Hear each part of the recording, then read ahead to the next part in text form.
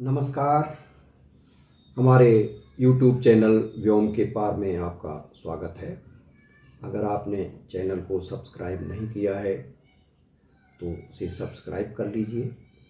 आज हम पुस्तक चर्चा के अंतर्गत यानी किताबों से बातें के अंतर्गत आज हम पुस्तक की जिसकी चर्चा कर रहे हैं वह एक अलग तरह की बिल्कुल विशेष पुस्तक है।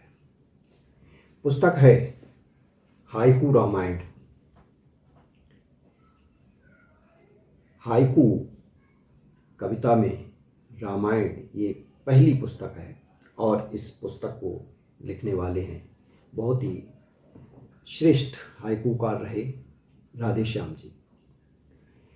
राधेश्याम जी का जन्म 14 जनवरी 1922 को हुआ और हाइकू में उन्होंने लेखन प्रोफेसर सत्यभूषण वर्मा जी की प्रेरणा से शुरू किया। बहुत अच्छे हाइकू लिखे उन्होंने और उसी बीच में लगभग 30-35 वर्ष तक वो हाइकू में राम कथा को लिखते गए।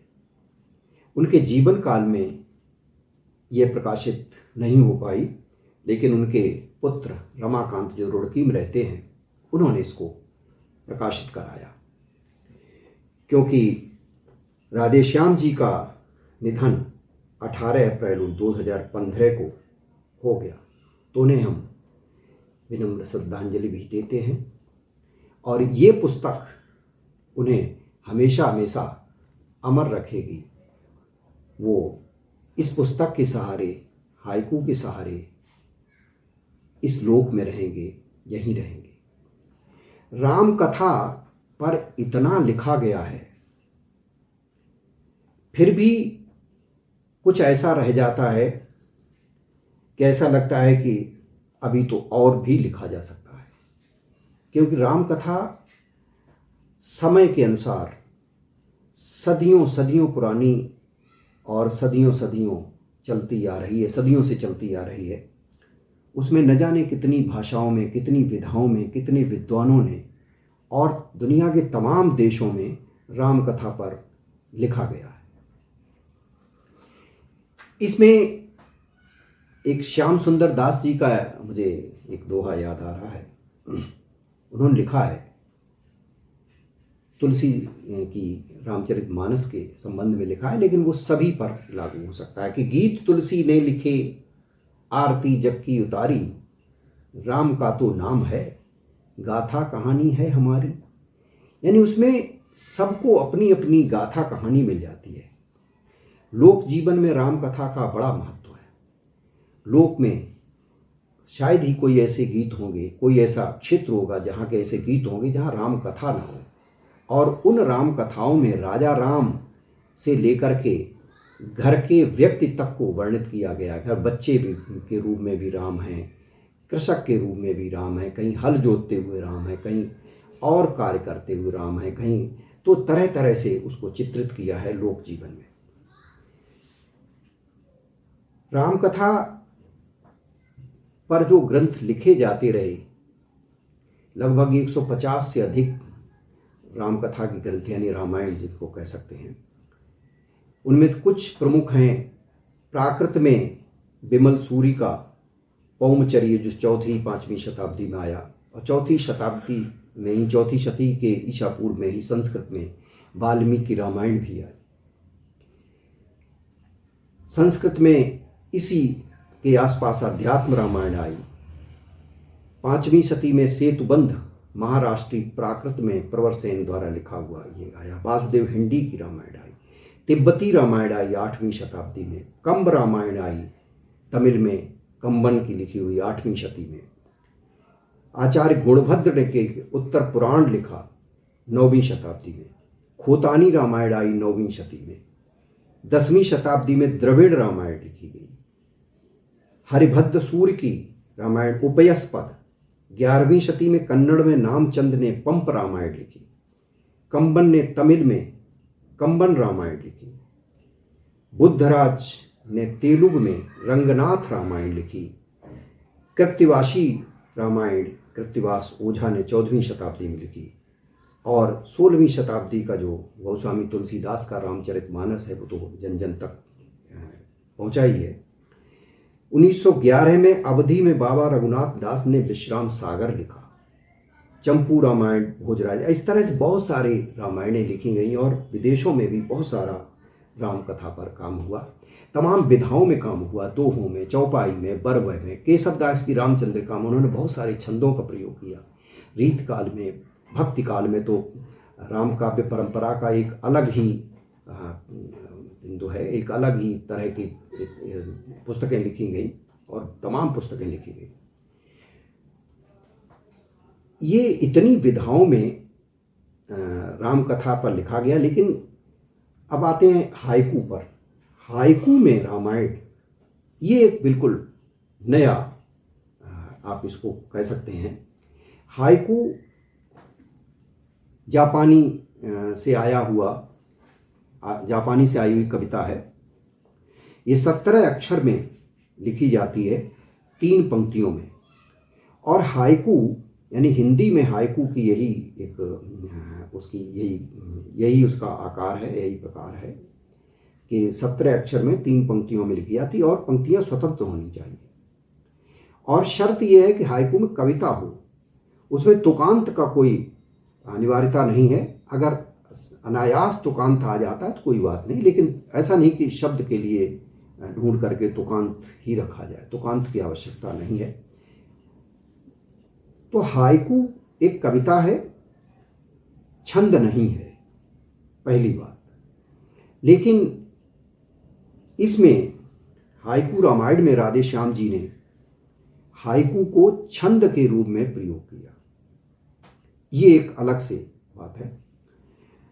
इसी तरह से विद्यासागर भुनि ने भी अभी एक बहुत सारे उन्होंने हाइकू लिखे हैं, वहाँ भी उनके यहाँ भी हाइकू को छंद के रूप में ही प्रयोग, वो उन्होंने अपने उपदेश या जो भी अपने प्रवचन हैं उन्हें उन्होंने नीतिगत वाक्य हैं या नीतिगत वचन हैं वो उन्होंने हाइकू छंद में लिखे। उन्हें बड़ा प्रिय हाइकू छंद है, उनकी पुस्तक भी प्रकाशित है।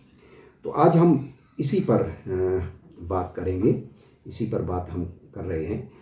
और इस पुस्तक में, ये बड़ी लंबी चौड़ी पुस्तक है, ये पुस्तक करीब 600 पृष्ठ की पुस्तक है, जिसमें पूरी रामायण को उन्होंने कई कांडों में विभाजित किया। जैसे रामायण के कांड हैं उसी तरह से इसके भी कांड हैं। उनके कुछ हाइकू, जो हाइकू 1989 में प्रकाशित हैं, उसमें से 2-3 हाइकू दिए देखें। कि जेठ जो आए, नीम घुंघटा काढ़े, ओढ़े पियरी, सूर्य सो गया, तारे गद्दी जा बैठे, जागा तो भागे।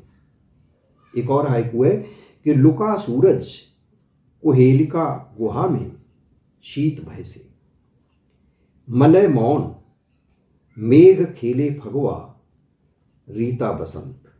ये राधे श्याम जी के हाइकू हैं, क्योंकि वो उन्होंने बहुत सारे हाइकू लिखे हैं और उनके हाइकू अनेक जगह प्रकाशित हैं। वो अंग्रेजी में भी हाइकू लिखते थे और हिंदी में भी हाइकू लिखते थे, अवधी में भी हाइकू लिखते रहे। इस हाइकू रामायण में उन्होंने जो हाइकू लिखे हैं वो अवधी भाषा का प्रयोग किया है और हाइकू छंद का प्रयोग किया है, यानी 5-7-5। इस ग्रंथ से कुछ हाइकू देखें जो उन्होंने रामायण, राम कथा को उसमें बांधा है, लिखा है कि राम कै कथा, ज्ञान कै दिनकर, तम हरन। राम कै कथा, ज्ञान कै दिनकर, तम हरन, यानी अवधि में पूरे हाइकू हैं। जड़ चेतन, बसाए सोई आत्मा, जे परमात्मा, जन की पीर, हरहि हरि धरि, विविध रूप। एक और हाइकू देखें कि सोइये राम, नींद बिरिया भई, समूद बोध। एक और हाइकू, मारीच आवा, लय संग निसाचर, मारन धावा। परसु बोले, खैचौ मम चाप, मिटै संदेह। लंका कै राज, विभीषण ही दीन्हा, राम कृपाल। तो इस तरह से इन्होंने पूरी राम कथा को उसमें इस पुस्तक में हाइकू में लिखा है। और अपनी इस बात के अंत में रामचंद्र शुक्ल की कविता की ये पंक्तियां जो राम और राम कथा की शाश्वत प्रासंगिकता की ओर संकेत करती हैं कि लोक रक्षा के लिए दुष्टों को दहलाना और सज्जनों की रक्षा करना, ये दोनों आवश्यक है। इसीलिए राम कथा इतनी व्यापक है और इसकी लोकप्रियता भविष्य में भी कम नहीं होगी। आचार्य शुक्ल ने अपनी कविता में लिखा है, वो पंक्तियाँ भी इस पुस्तक की भूमिका में उद्धृत की गई हैं, वो देखें। आचार्य शुक्ल की पंक्तियाँ हैं ये कि प्रभु की लोक रंजनी छवि पर जब तक भक्ति रहेगी तब तक गिर गिर कर उठने की हम में शक्ति रहेगी। रंजन करना साधुजनों का, दुष्टों को दहलाना, दोनों रूप लोक रक्षक के हैं, ये भूल न जाना। ये आचार्य शुक्ल ने ये पंक्तियाँ लिखी हैं और हाइकू रामायण के माध्यम से राधेश्याम जी ने एक नई प्रचलन, नया छंद तो क्या कहना चाहिए, हाइकू को उन्होंने इस रूप में भी प्रयोग किया। तो इसकी चर्चा होगी और इसे पसंद किया जाएगा। तो आज इस पुस्तक पर इतनी ही चर्चा। मैं उनको नमन करता हूँ, उनकी, और विशेष रूप से जो रमाकांत जी ने, जो उनके सुपुत्र हैं, रुड़की में रहते हैं, उन्होंने ये बड़ा काम किया है उनकी कविताओं को खोज करके। तो ये उन्हें बहुत बहुत उन्हें शुभकामनाएं, बहुत बहुत शुभाशीष। और उसके प्रकारांतर से ये भी कि अपने परिवार के जो लोग हैं या जो चले गए हैं, कुछ लिख गए हैं, उनका कुछ महत्वपूर्ण अगर आपके पास बचा हुआ है, आपने बचा के रखा है, तो आपकी ये जिम्मेदारी बन जाती है, कहीं ना कहीं उत्तरदायित्व तो आपका बन जाता है कि उसे मिटने से बचाएं, उसे कहीं प्रकाशित कराएं। और अगर ये आप कर सके तो समझिए कि उनको आपने उनके पूरे जीवन भर के जो रचना कर्म है, जो सृजन है, जो उनकी साधना है, उसको आपने सम्मान दिया। आज के लिए बस इतना ही। फिर शीघ्र ही मिलते हैं किसी दूसरी पुस्तक के साथ। आज के लिए बस, नमस्कार।